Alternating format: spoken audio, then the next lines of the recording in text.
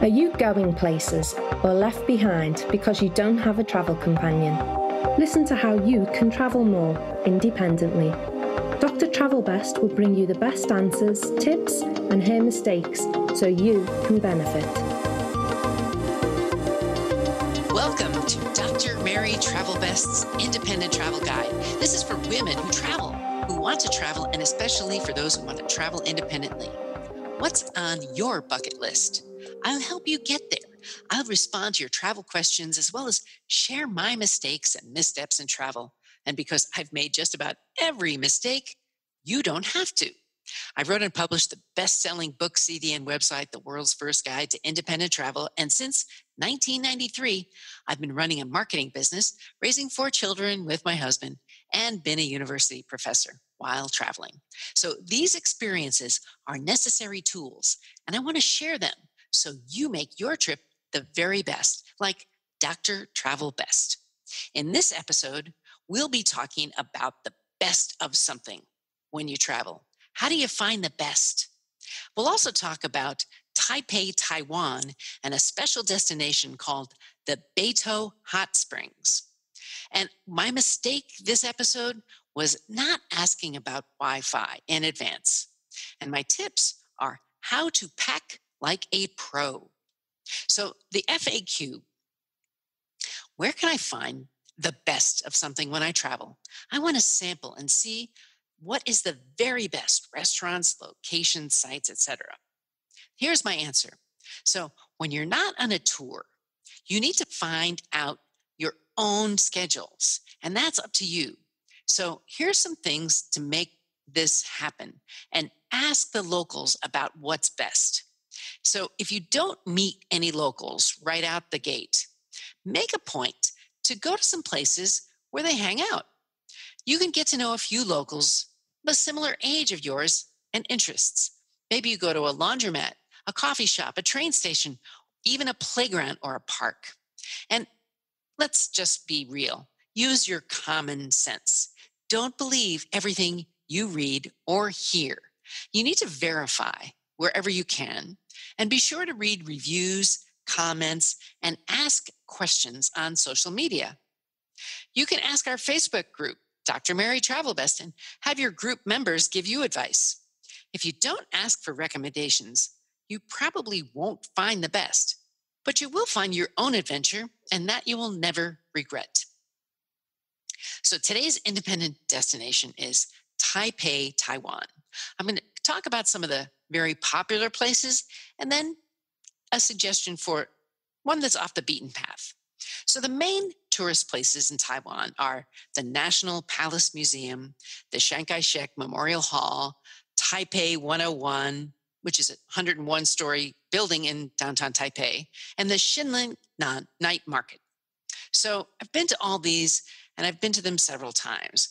I want to share you some stories about my last day in Taipei in 2019. I visited Beitou Hot Springs. This is about 30 minutes north of the downtown area of Taipei. Now you can take the Xinbeitou subway train, and it takes you right there. You pass the Xinlin Night Market and the National Palace Museum regions, which I just mentioned. So you get out of the station and you walk around and get to know the area for yourself. It's really easy to find food, shopping, and entertainment. I ate at a Manke Wu HS Noodles. Now the area is known for its red skin chicken, fried taro balls, or pork ribs. So Beitou Hot Spring Parks is one of the best hot spring baths in Taiwan. You're treated to a relaxing soak in sulfur waters. You've got lots of different temperatures, and this relieves muscle pain, digestive and skin problems, and other ailments. So as I mentioned, it was once the largest. You see stone bridges and woodsy scenery, and there's 5 pools at the public bath. They're temperature controlled. The ones at the top are the hottest. So admission was really inexpensive, about 40 Taiwan dollars. And you pay with a machine. Then you show your ticket. The lines for showers could be kind of long. You must bring your own bathing suit, an appropriate one, of course. So once an hour, everybody gets out of the hot springs to clean.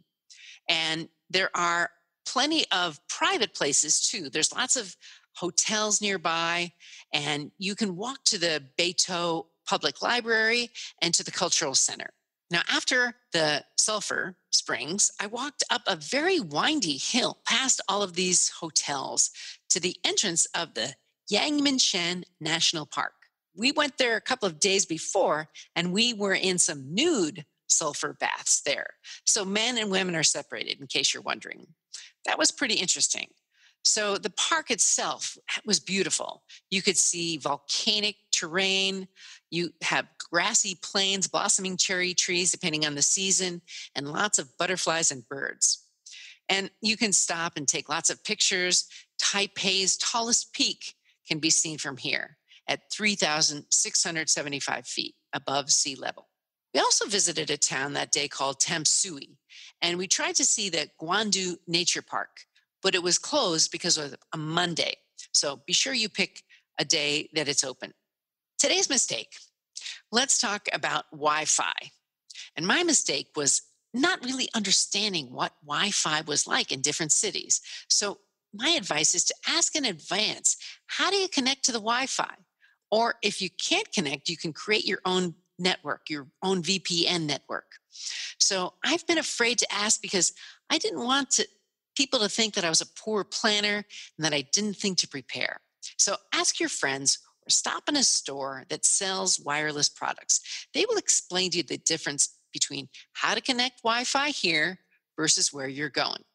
Ask because it's probably easier than you think. And if you don't have a wireless plan, put your phone in airplane mode and leave it there for the whole trip. This is going to save you on the data. Now, the question is, should you get a plan to have long distance calls and data?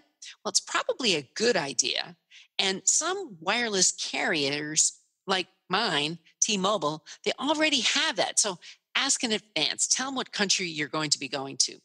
Now, other carriers like AT&T and Verizon, they charge you $10 a day when you use it. So if you're on a week-long trip, you may want to use that. Or you can always make other arrangements, buying a SIM card or whatever. We're going to talk about travel advice. I'm going to talk about packing tips. Packing tips are always really important.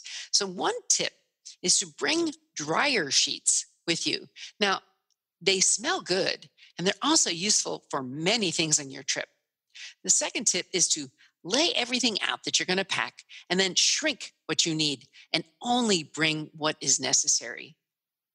Let's talk about cords. Now, you can always shop for them at an airport. Bring power banks and charge them up before the trip and know how to recharge. You might even think about a universal adapter. Bring one or two of those, depending on the country you are visiting. And remember that Samsung does not equal Apple, so know your port size. Today, I want to bring meaning to your travel. So thanks for sharing this edition of The World's First Guide to Independent Travel with Dr. Mary Travelbest. If you want to know more, just search for us. You'll find us on the web, social media, in audio formats all over. So helping women travel best is my goal.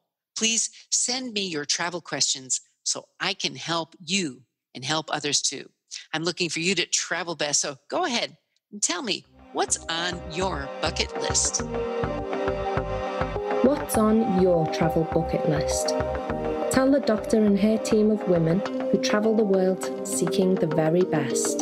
Dr. Travelbest, that is.